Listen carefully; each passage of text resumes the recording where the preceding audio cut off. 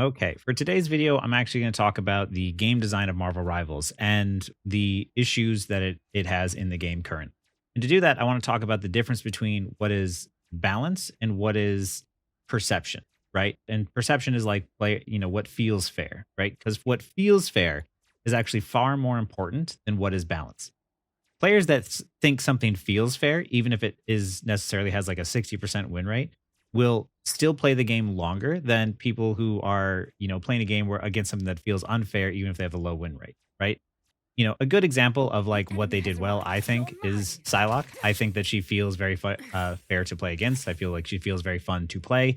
Uh, I think that they did a really good job with her, and also like one of the first nerfs that she got was increasing the amount of counterplay towards her ultimate through like shields and other stuff to where her ultimate is strong, but there is counterplay options against it, right? The higher up you climb in rank, the more you realize that Psylocke ultimate is not as powerful as it was in low rank, and there's a lot of counterplay options around it. And that is something that I think that they did a good job on, right? I think that they should include in or incorporate more options for counterplay, right? You can freeze Psylocke out of her ult or stun her. You can fade out of it. You can be invisible and not be hit by it. I think shields and terrain and other stuff really mess with its targeting. There's a lot of ways in which you can avoid the ultimate. Oh, more people could stack in the ultimate and it'll hit more people, which does less damage overall as you can just sustain through it. There's a lot of options in which it is a powerful ability, but there's also options for other players to play around it. This is the reason why Psylocke, as great as she is in terms of like her tier status for a lot of players, she's not one that's a frequent ban because of the fact that, okay, well, at least there's something I can do against it. Whereas on the other end, you have something like, let's say, Jeff Nato, right? Jeff Nato is one of the few things that can actually go through the support ultimates and deal with the support ultimates. So what people do is they ban Storm or they ban Jeff to not have to play against that, right? This is the difference between what is fair and what is perceived to be fair and what is like introducing counterplay. Because all the time in the game in any sort of hero shooter, what you have are abilities where you want to make sure that players feel and understand easily what the counterplay was around it, right? All the time, you need to be able to easily play the game and understand what you were supposed to do to avoid what just happened to you. The more you do that, the more you ease up on player frustration and make them want to play longer, right? That being said, hero shooters in a nutshell are all about recognizing mistakes, right? It is about using your abilities in interesting ways, which allow you to, secure kills, not just through the use of your tools, but also by recognizing how other players have used their abilities in a wrong way, right? This is sort of how like fighting games work, where you are baiting and you're playing this sort of back and forth game with them and you wait for them to make a mistake, and when they make that mistake you're like, oh, I can capitalize on that mistake. You recognize that you have an opening, right? This is how hero shooters work, and why there's some overlap between fighting game players and Marvel Rivals.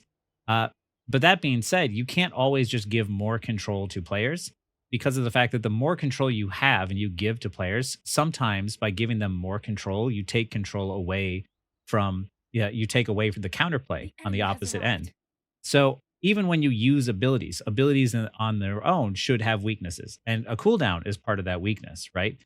Uh, but these are all sort of things that like you want to make sure that when designing all of your abilities, ultimates included, the counterplay options to them are simple, right? That there's something that you can do with your toolkit to deal with said problem.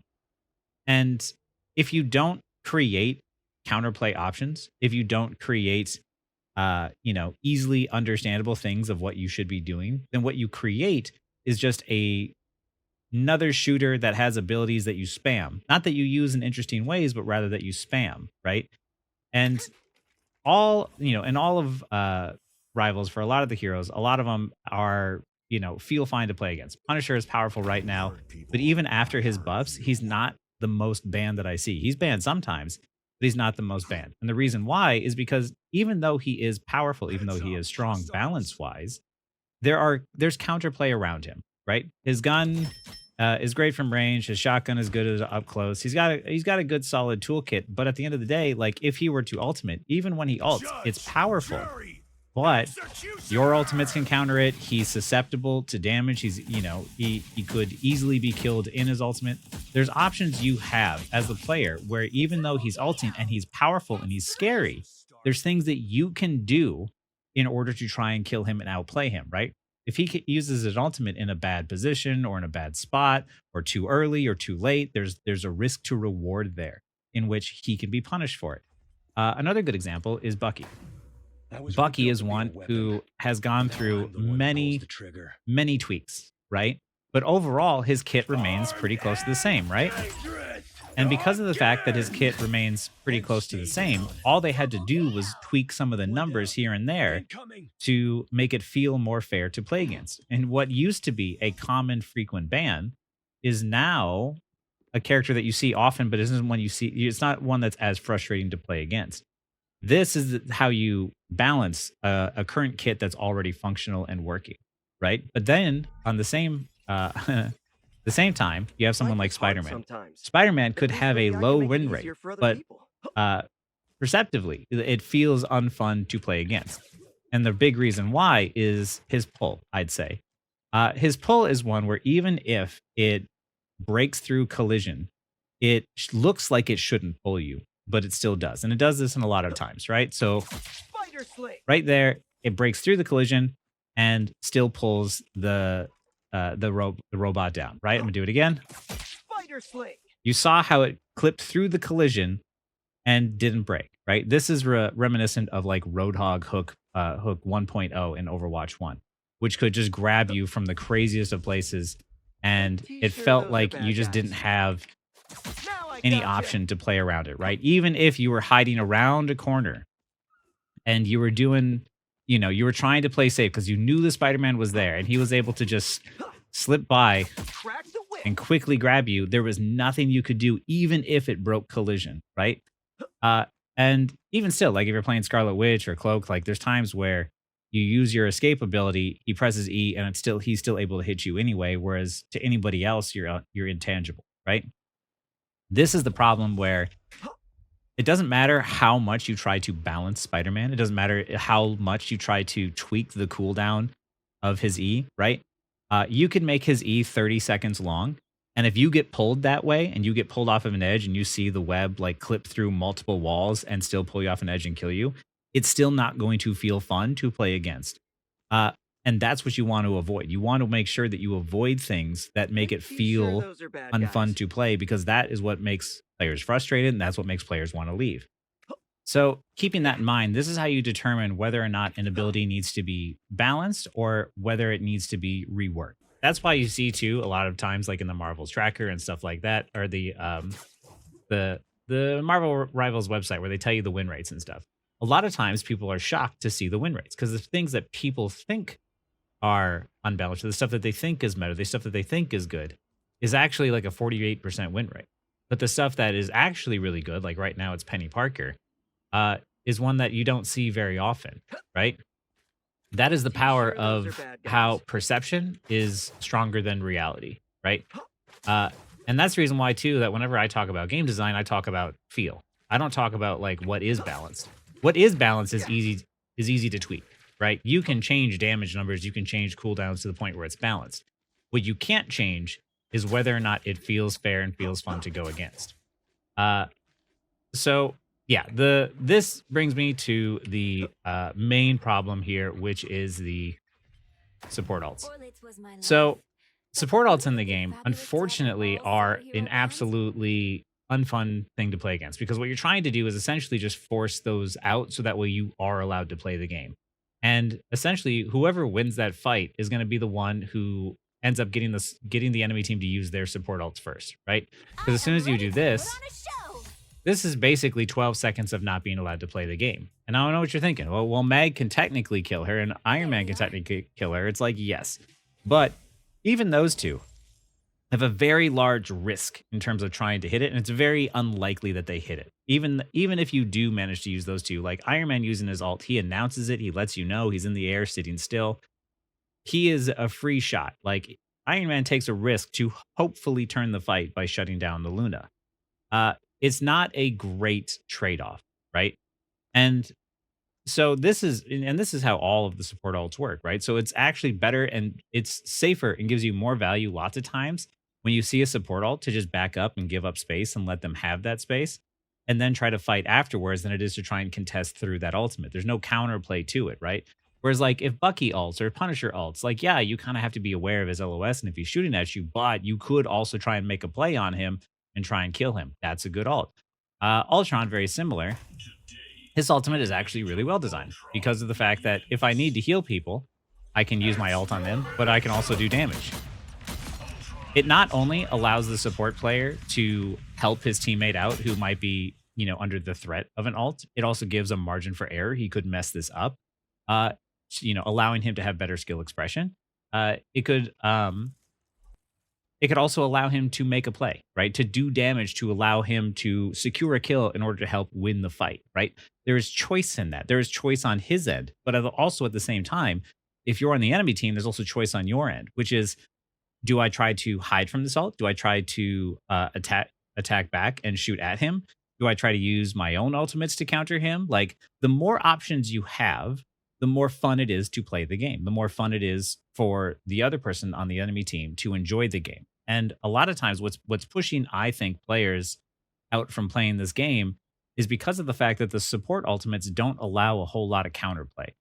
Because what people are going to do a lot of times is they're going to pick, like Luna and Loki or Luna and Invis Woman, and they'll just stagger their ultimates back to back to back to back. And and it feels basically like whoever supports alt better is a lot of times the ones who win, right? And I don't like that idea because of the fact that one, it puts too much pressure on supports just using their ultimates correctly. And two, the support ultimates only keep people alive. It doesn't allow them a skillful way in which to express their own skill, but also their own player choice and allow them to make plays in order to help secure the team fight and secure the win, much like Ultron does, right? So I can't say, I haven't done hero reworks for any of the heroes in Rivals like I have for Overwatch. So I'll probably do those maybe at a later date. But what I'm saying is like the support ultimates, which are just press button, everybody stops playing the game for 12 seconds. Those need to be reworked and relooked at. Massive AoE healing denial abilities are not fun. This is also the reason why Loki's totems are another unfun ability to go against because it is a reactive after the fact ability. And anything that is a reactive ability that you can press after something happens is a lot of time that just denies a play from happening, by the way, is just a lot of times unfun because the way that it works is I break it down as like there's three different types of abilities. There's the proactive ability, you're trying to use an ability you're trying to toss out and use offensively.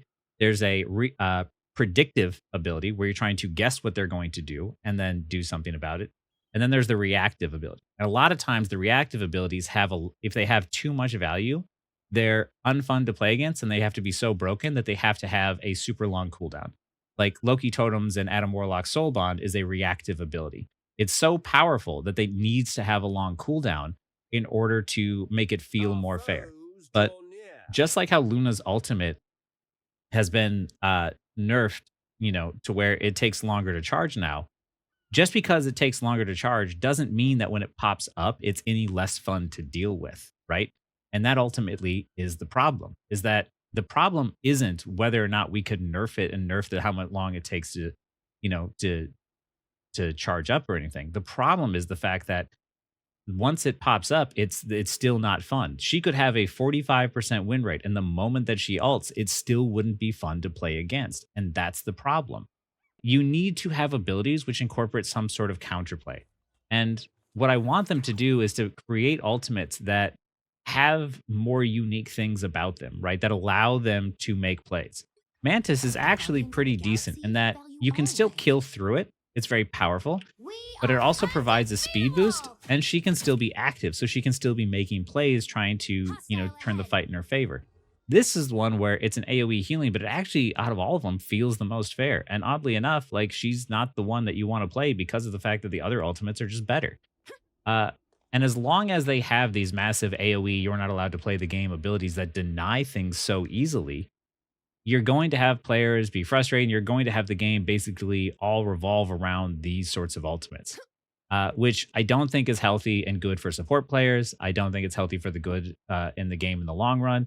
I think there's a lot of issues with it. But like I said, this isn't just for the supports. Spider-Man needs to have something about his pull done to where it feels more fair to go against. Emma Frost, I know that a lot of people have a problem with like her diamond form being able. I think her grab might be a little bit too easy to hit sometimes. Like there's definitely certain abilities in the game that need to be looked at, not in terms of whether or not it is balanced and whether or not we should nerf a cooldown or nerf its damage or nerf its healing, but rather how can we rethink this ability or rethink an ability for this hero in which allows for more counterplay on the opponent's end, but also still satisfies and makes the people who main those heroes happy and allows them to have their own skill expression too, to show that when you reach the skill ceiling of of this character, it's still worth it, right? Because the problem isn't that these ultimates need to be nerfed. You can't nerf these ultimates to get to a point to where it feels fun to play against. You can't. Either you change the healing to where it does too little healing that it's just not worth it, or you you increase the amount of time it takes to get the support ultimate, which just isn't fun because people like using ultimates. They want to be able to use ultimates. They want to be able to use abilities. But good abilities are like the pull. Great ability. It is a push, it's a pull. You have choice. When you use it matters. You have to aim it still. The orb, also player choice, allows you to be active. These are good abilities. I know that Marvel Rivals knows how to create and design good abilities. It's just that with support ultimates, they really missed the mark on a lot of these. And they're ultimately like a huge the key problem about what's going on in the game right now.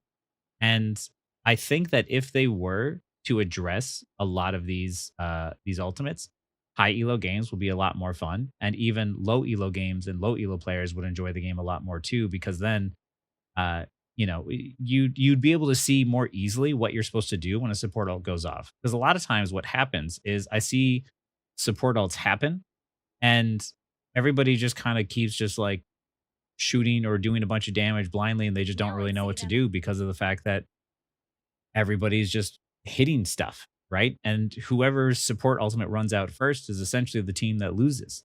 And that's not something I want to see. I want to see people who can, utilize cover, who can play around, you know, uh, how these players are choosing to express themselves, play around the damage, play around someone's, ability that they're aiming or ability that they're using. Like, I want to see a game where we have more skill expression rather than a game that's built around play denying. Which, for those of you who came from Overwatch, the reason why Overwatch got worse and worse over the years was because of the fact that in the beginning there was a very much a risk to reward understanding of the game. And there was soft counters in the game, but it wasn't really like hard counters. You could counter swap someone, but you didn't really have to. You could still outplay someone. Early on, Tracer versus Cassidy was a skill matchup, right? Tracer was countered by Cassidy because Cassidy had burst damage and a stun, and Tracer was a highly mobile, uh, you know, uh, low damage sort of peppering sort of hero, a nuisance, a mosquito, right? So him, if he threw his stun, he could kill her instantly, right? But she had ways to dodge the stun. She had extreme mobility. She could dodge the stun. She could bait it out. She could recall it. She could jump in the air to try and throw off his aim. So if she did get stunned, it'd be harder to hit the headshot. Like there was options available, and even then, if she had her ultimate and she could throw a pulse bomb, which is a big old explosion. If she hit the pulse bomb on him, she could kill him instantly.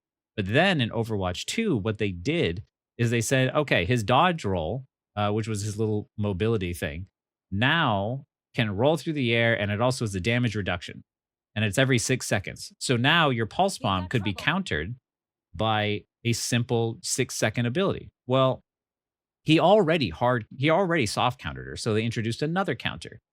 And then the CC lockdown ability was exchanged for a magnetic grenade. So even if you were blinking and moving around like crazy, he would throw it and it would just follow her. And you couldn't outblink it. You couldn't dodge it. Sometimes it would follow you around corners. And the only thing you could do was use your recall on it. And if you didn't have that, you basically just died, right? and it would just follow you into the strangest areas. It wasn't consistent. You didn't understand how to use it. It wasn't even fun for the Cassidy player to use because of the fact that what you're supposed to do is just throw it out all the time because it was just so inconsistent. You just always wanted to use it. So they took away a lot of player choice in the matter, and they turned what used to be a soft counter into a hard counter because now, as Tracer had options to deal with Cassidy, now she no longer does. Now she has one option, and They it's not a look like they great mean option, business. right? So removing and giving heroes and hero shooters more control is not always the right play. What you need to be thinking in this game all the time is what's the counterplay, right? Whatever you design in a hero shooter, you always have to think to yourself, like, okay, we've designed ability, but what's the counterplay around it? And the answer cannot be swap heroes because people want to play the heroes they want to play. I want to be able to play Psylock. Namor is makes Psylock's job a little bit more difficult. But Namor doesn't hard counter Psylocke. He soft counters Psylocke, and that's a good thing. That's the kind of stuff I want to see. I want to see soft counters to where the abilities are designed in a way in which you have counterplay, you have options. There are things that you can do. Because I've seen good Spider-Man players play against Namor and not have an issue with the squids, no matter how well I set up my squids. And I feel pretty confident about the way that I set up my squids. I've still Now seen I good see Spider-Man them. players play around that, and I think that's awesome, right? I want to be able to see good players be able to maneuver around their counters by finding unique ways to deal with the problem, right? But if it ever gets to a point that a Disappear! hero can just say, "Hey, I'm going to do this," and you are not allowed, you cannot do anything else. Your kit, your toolkit now is now useless. That's a problem. And all of the support ultimates is just a Disappear! hard denial. You are not allowed to play whatever you have in your kit. Doesn't matter because other than Iron Man, Magneto, and Magic, it's hard to think of someone who could possibly one shot a support out of their ultimate. Maybe Penny if she stacked mines and someone just happened to walk into it. But all of these things are so inconsistent that it really doesn't matter, right? And it also, healing people by giving them a massive denial Disappear! ability is not a great way for supports. Not a great ultimate for supports to have because at the end of the day, like the game is based around We've securing got picks, trouble. and I think that there should be more things, in their kit through their ultimates that allow them to secure those kills so they can have more control over these games. This is not me coming out to say we should nerf supports because I don't like them. This is me saying we should change supports to give them more options, not just for them, but for us as well. So yeah, that was, this is my sort of game design breakdown on how I see hero shooters and what I think that they should do with them. If you have any questions, you have any thoughts, please leave them down in the comments below. Anyway, thanks for watching.